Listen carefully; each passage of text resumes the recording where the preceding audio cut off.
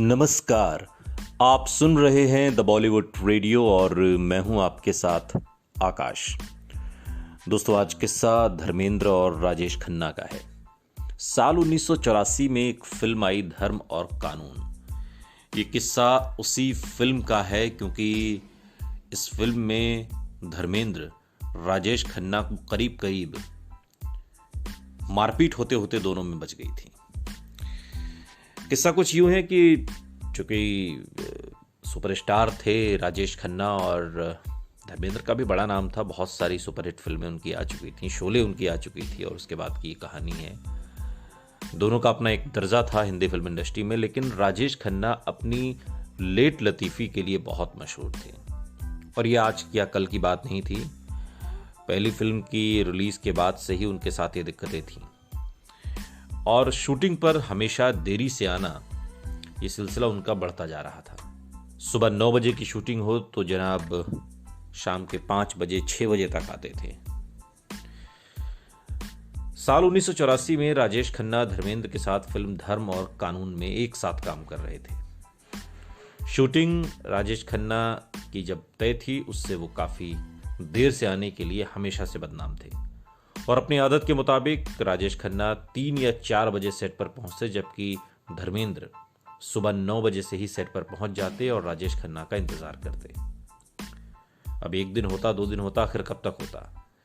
तो एक दिन ऐसा हुआ कि राजेश खन्ना सेट पर पहुंचे ही नहीं, यानी कि शूटिंग के लिए सब कुछ फिक्स था, पूरी यूनिट बैठी हुई थी, धर्मेंद्र साहब बैठे हुए थे, तमाम लोग बैठे हुए थे।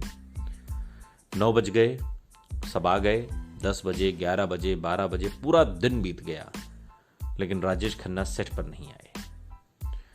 और दूसरे दिन भी राजेश खन्ना समय पर नहीं पहुंचे, जो समय शूटिंग का सुबह 9 बजे का था।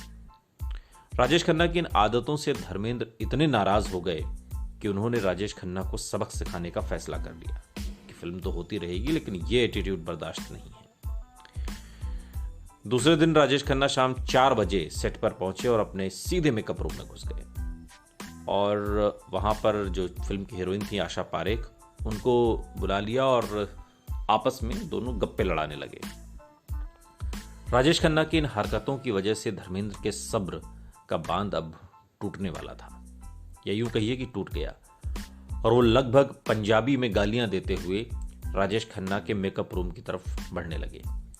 लेकिन इसी बीच राजेश खन्ना का जो स्पॉट बॉय था, उसने धर्मेंद्र के गुस्से को भांप लिया और वो फौरन राजेश खन्ना के मेकअप रूम में पहुंचा और काका को इस बात की जानकारी दी कि सर, धर्मपाजी बहुत गुस्से में हैं और लगभग गालियां देते हुए पंजाबी में आपकी तरफ बढ़ रहे हैं और अब आप देख लीजिए। तो इससे पहले कि धर्मेंद्र उनके मेकअप रूम में वहां पहुंच पाते, राजेश खन्ना से कुछ कहते, राजेश खन्ना स्टूडियो से भाग निकले और इस तरह वो उस दिन पाजी के गुस्से का सामना करते करते बचे। और इसीलिए कहा गया है कि इंडस्ट्री में शेर तो बहुत है, लेकिन जो बब्बर शेर है वो धर्मेंद्र है। राजेश खन्ना ठहरे रोमांटिक हीरो, लेकिन धर्मेंद्र, चूंकि हीमैन धर्मेंद्र का सामना जब विनोद खन्ना से भी हुआ तो तब उनकी भी बोलती धर्मेंद्र ने एक तरीके से बंद कर दी। हालांकि बाद में विनोद खन्ना भी उन पर भारी पड़े और कई बार दोनों ऑफ स्क्रीन उनकी जंग के किस्से भी सामने आते रहे, लेकिन धर्मेंद्र और राजेश खन्ना का ये जो किस्सा है, जिसमें उनकी लेट लतीफ़ी का किस्सा चूंकि बहुत मशहूर है, हम कई ऐसे पॉडकास्ट आपको सुना चुके हैं जिसमें उनकी लेट लतीफ़ी की वजह से कितनी दिक्कतें आई, कई लोगों ने उनके साथ काम करना बंद कर दिया।